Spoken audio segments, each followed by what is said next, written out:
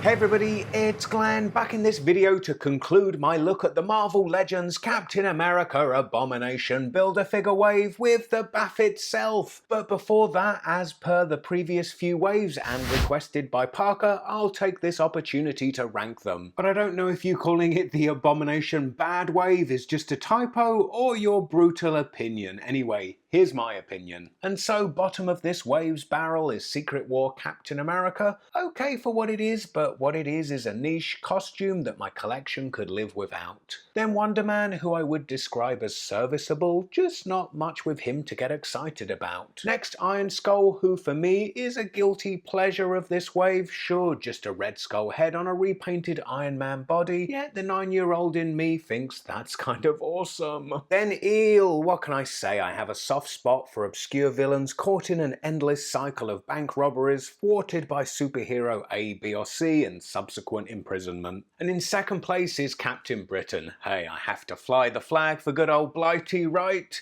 And standing on top of this wave's mountain is Scarlet Witch. What with previously seeing movie likenesses going from reveal to then being butchered in mass production, but Wanda had me breathing a huge sigh of relief that much of her goodness survived that process. Perhaps some contentious ranking, I don't know, let me know in the comments below how you rank them. So with that business taken care of, let's focus on Abomination.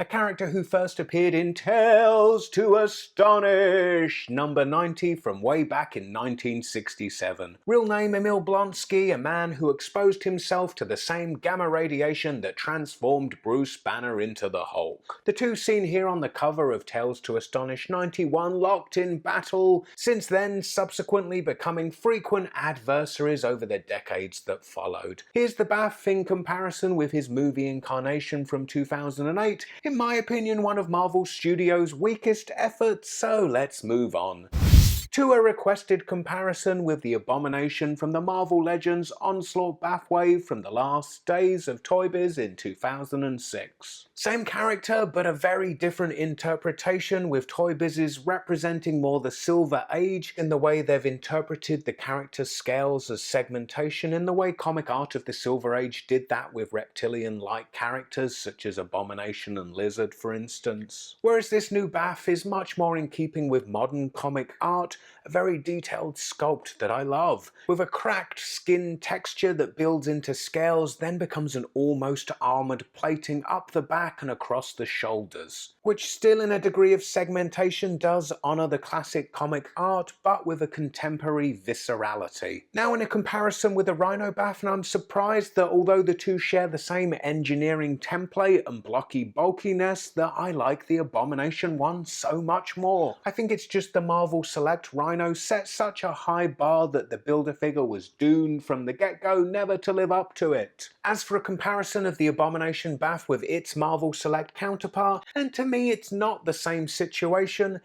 It's an earlier Select before they upped their articulation game, so significantly less posable than the Select Rhino. Beyond that, once you're over the wow factor of its size and weight, 1, 2, woo, it's really not that great, with the sculpt not being as considered as that of the BAF. Plus it gives him 5 toes, which to me the 2 toes of Abomination has always been something unique to his character design, and I don't like to see him being denied that. Taking a closer look at the BAF, and I really like the deco, the front having a lighter green spray paint effect that diffuses into the darker green of the base plastic, then an even darker paint deco on the shoulders, creating even more distinction in the skin tone. Then I also like that the lighter green has been introduced onto the palms and soles of his feet, then his nails being painted black is a nice touch also. All the deco gives this creature, which is such a monstrous flight of fantasy, an element of naturalism. However, all that skin deco does create a stark contrast with his trunks, which have received none, so look very flat and plasticky in contrast. But at least for his modesty he has trunks. The Marvel Universe Abomination was not so lucky. The BAF's head sculpt is cool, an expression full of classic comic book evil. His huge webbed ears add to his monstrosity, and the deco with his eyes add menace. And as for the colour of his teeth, well, looking at them gives me a sense of smelling his breath,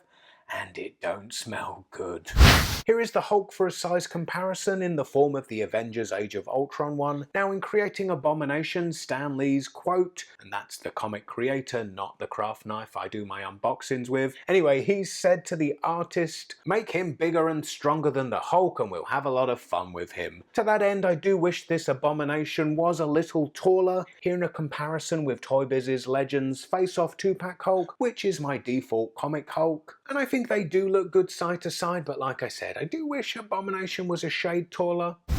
As to the stress balls question, the movie Age of Ultron Hulk came as a figure unto itself, so I guess it's not out of question for a comic Hulk figure to come the same way, but I suspect a new Hulk could come as a BAF. I mean, BAFs can tend towards the obscure. I mean, Titus from next year's Legends Guardians of the Galaxy wave, anybody? So I suppose Hasbro could use a Hulk Build-A-Figure as a way of bringing a level of recognition to one of their weaker waves. Now looking at Articulation, and his head rotates side to side, he's able to look up quite a decent amount and then he's able to look down quite far too. Important, as a larger character in a display, he's going to spend most of his time doing just that. Then at the shoulder, his arms rotate and they move up to just about a right angle to his body. There's upper arm rotation followed by just a single jointed elbow, and then at the wrists his hands rotate and they hinge, moving down and also up.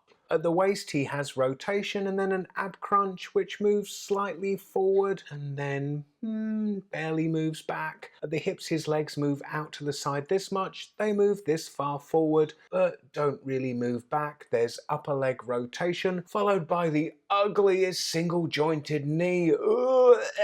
I mean, the front door to my house has smaller hinges, and look at that kneecap there, it's sticking out like a tumour. Then at the ankles his feet are hinged, moving backwards and forwards, and he has that crazy ankle rocker pivot that I love, with this being his widest stance possible, still with both feet flat on the floor. So all things considered, and I really like this Abomination. I'm surprised by how much, in that this wave, coming almost simultaneously with the X-Men one, has been in that wave's shadow, and frankly some of the figures in this wave deserve to be in that shadow. Let's face it, this wave is one of the weaker ones of recent times. Just seems the Cap waves get trumped by the Spider-Man and now the X-Men ones. If I'm honest, if I wasn't wanting to share my reviews of this wave with you all, left to my own devices, I think I'd have only bought two of them, Scarlet Witch and Captain Britain. Yet in taking a plunge with the entire wave of mostly so-so action figures, I like that the reward for me is a pretty solid Build-A-Figure. Anyway, if this video has left you hungering for more BAFs and you missed my look at the Space Venom one, then click the video on the left to catch up and stay tuned for Kitty Pryde. And I'm sure you've noticed I've been working super hard on my videos of late, so it sure would encourage me to keep up the momentum if you give this video a big thumbs up, and I hope to see you all next time.